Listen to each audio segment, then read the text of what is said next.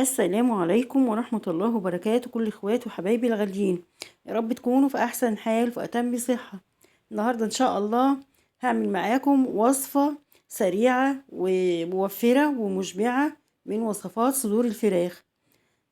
الحقيقة طبعا احنا بنحاول بقدر الامكان في الايام دي، يعني ست البيت تنوع في وصفاتها. وزي ما انتوا عارفين انا في مطبخي بحاول اعمل الوجبات السريعة والموفرة وفي نفس الوقت تكون مشبعة. فبسم الله هنبدأ. انا هنا معايا حوالي نص كيلو من صدور الفراخ. الحقيقة ده انا كنت شايلاه لوحده وقطعته مكعبات بالحجم اللي حضراتكم شايفينه ده. وهنا نزلت شوية زيت في الطاسة. لما الزيت سخن بدأت أشوح فيها صدور الفراخ، يعني شوحتها حوالي 10 دقايق كده. وهنا طبعا أنا معظم وصفاتي بدخل فيها البطاطس، لأن هي البطاطس اللي بتبقى يعني حاجة بتكتر الأكل وبتوفر وبتبقى يعني بتشبع برضو. فهنا نزلت عليها برضو نص كيلو من البطاطس، مقطعاه حلقات زي ما حضراتكم شايفين كده. طبعا بتبقى وسط، يعني مش سميكة قوي ولا رفيعة قوي، لان احنا عارفين ان الفراخ بتستوي على طول. نزلتها طبعا مع الفراخ اللي انا شوحتها. برضو يعني هشوحهم 10 دقايق كده مع بعض على طول. وكمان نزلت عليهم بمعلقة كبيرة من الثوم المهروس، هيديها ريحة وطعم حلو قوي. الحقيقة يعني طريقة بسيطة وحاجات، يعني وجبة سريعة ومكوناتها كلها بسيطة وطريقتها بسيطة، ان شاء الله هتعجبكم. كمان نزلت عليها بقرن فلفل اللي هو الفلفل الحامي. لو طبعا مش عايزين يعني لو عايزين تستغنوا عنه مفيش مشاكل، يعني لو ما بتحبوش الطعم الحار او عندك اطفال هياكلوا من الاكل دوت ممكن تستغني عنه، بس انا بحبه لان بيخلي ليها يعني طعم حلو قوي. كمان هنزل عليها بالتوابل بتاعتي. التوابل بتاعتنا كمان بسيطة جدا.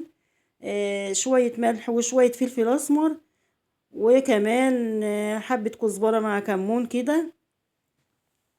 وهبدأ اقلب بقى الحاجات دي. الحقيقة يعني ريحة جميلة جدا، يعني ريحتها مع التوابل مع الثوم حلوة قوي.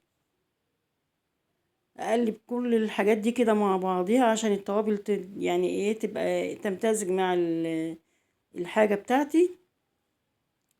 وبعد كده كمان ضفت عليها عصير الطماطم. طبعا انتي لو عايزة تكتري الكمية ده، المكونات اللي انا حطاها دي تبع كمية الفراخ عندك. يعني انا حاطة نص كيلو صدور، حاطة معاه نص كيلو بطاطس، والطماطم برضو زي ما انت عايزة نص زيادة عن نص. ضفت بعد كده نص معلقة من السكر وشوية مية. طبعا المية بضيفها حبة بحبة كده عشان احنا عارفين الاكل بتاعنا هيستوي على طول ان شاء الله. وكده انا بسوي على البوتاجاز على نار عالية. خليتها بقى لغاية ما خدت الشكل اللي حضراتكم شايفينه ده كده. الطماطم اتسبكت وقصرت. لو عايزة تخلي فيها طماطم شوية، مش عايزاها ناشفة، انت براحتك. كمان بعد كده ما اتأكدت من ان هي استوت هدخلها الفرن بقى على السريع كده. خدت معايا الوش ده. وبرضو لو مش عايزة تدخليها الفرن برضو بتبقى حلوة قوي. يعني عايزة أكلة هي زي ما انتوا شايفين كده سريعة، مكوناتها كلها بسيطة، هتشبع موفرة، ما خدتش معايا وقت ولا مجهود زي ما شفتوا كده. والحاجة معايا مستوية وجميلة جدا. معايا الفراخ مستوية لأن الصدور احنا عارفين ما بتاخدش وقت. وكمان البطاطس مستوية وجميلة وطعمها والله ولا أجمل من كده. ممكن بقى تغمزيها بعيش طري والله، يعني ولا بتحتاج مخلل ولا سلطة ولا أي حاجة. أنا عملت جنبها شوية رز بشعرية. عارفين برضو الرز مع البطاطس مع بأقل حاجة يعني تاكلوا وتشبعوا وهتوفروا.